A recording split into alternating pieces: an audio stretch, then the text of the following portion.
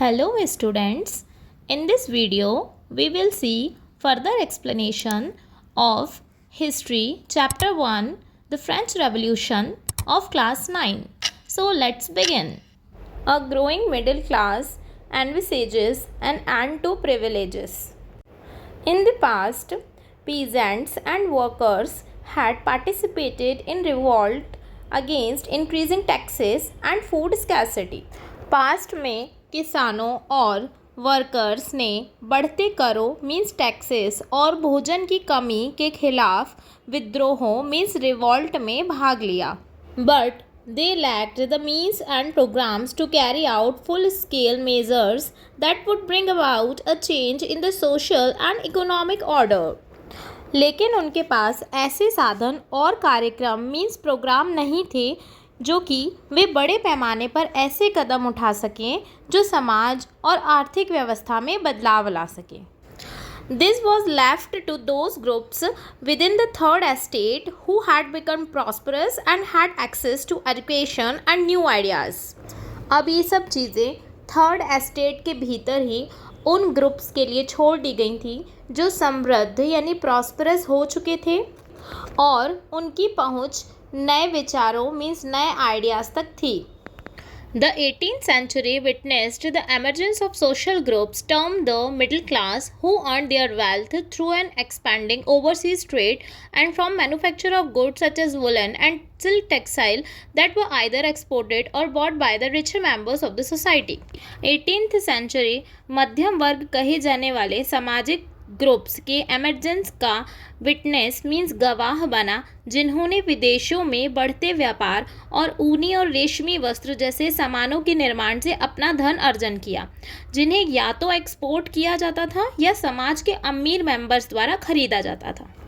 In addition to merchants and manufacturers, the third estate included professions such as lawyers और administrative officials.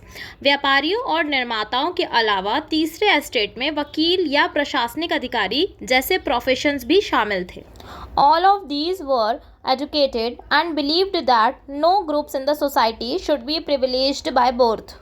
ये सभी शिक्षित थे और उनका मानना था कि समाज में किसी भी ग्रुप्स को जन्म से विशेषाधिकार प्राप्त नहीं होने चाहिए.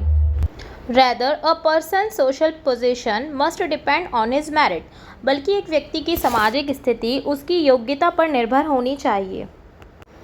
These ideas envisaging a society based on freedom and equal laws and opportunities for all were put forward by philosophers such as John Locke and Jean-Jacques Rousseau.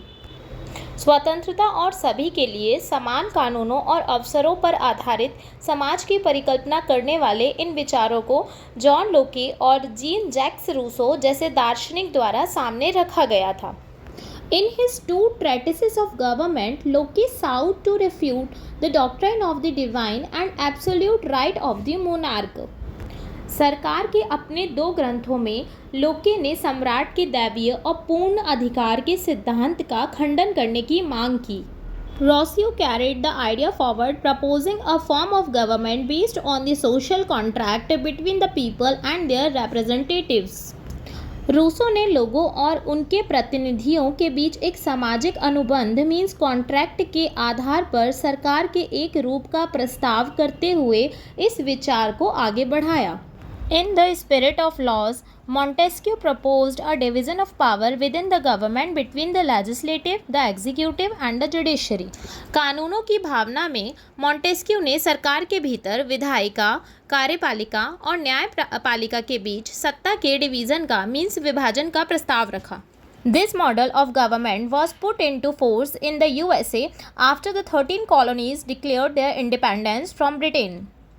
13 उपनिवेशों द्वारा ब्रिटेन से अपनी स्वतंत्रता की घोषणा करने के बाद संयुक्त राज्य अमेरिका में सरकार के इस मॉडल को लागू किया गया था. The American Constitution and its guarantee of individual rights was an important example for political thinker in France. अमेरिकी संविधान और व्यक्तिगत आधारों की गारंटी फ्रांस में पॉलिटिकल थिंकर्स मीन्स राजनीतिक विचारकों के लिए एक इम्पॉर्टेंट एग्जाम्पल थी. The ideas of these philosophers were discussed intensively in saloon and coffee houses and spread among people through books and newspapers. इन दार्शनिकों के विचारों की गहन चर्चा मीन्स डिस्कशन सलून्स और कॉफ़ी हाउसेस में की जाती थी और बुक्स और न्यूज़पेपर के थ्रू फैलाई जाती थी. These were frequently read aloud in groups for the benefits of those who could not read and write. जो पढ़ लिख नहीं सकते थे उनके बेनिफिट्स के लिए इन्हें अक्सर ग्रुप्स में जोर से पढ़ा जाता था. The news that Louis XVI planned to impose further taxes to be able to meet the expenses of the state generated anger and protest against the system of privileges. यह खबर कि लुई 16 ने राज्य के खर्चों को पूरा करने में सक्षम होने के लिए और टैक्सेस लगाने की योजना बनाई है, विशेषाधिकारों की व्यवस्था के अगेंस्ट गुस्सा और प्रोटेस्ट मीन्स विरोध पैदा किया गया. I will do further explanation in the next video, so please like, share and subscribe it.